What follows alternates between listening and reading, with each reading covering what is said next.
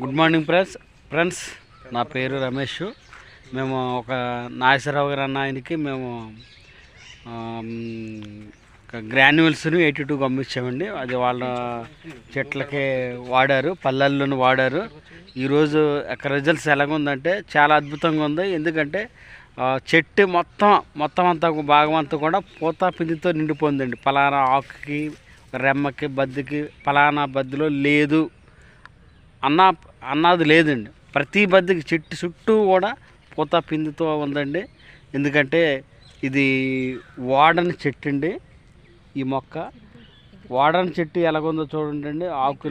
ఆకులు లేవు, పూత లేదు, చెట్టు ఎర్రబడిపోయి మూతతో ఉంది. కానీ మనం వాడిన 82 గ్రాన్యుల్స్ వాడిన తోట చక్కగా పూత పిండి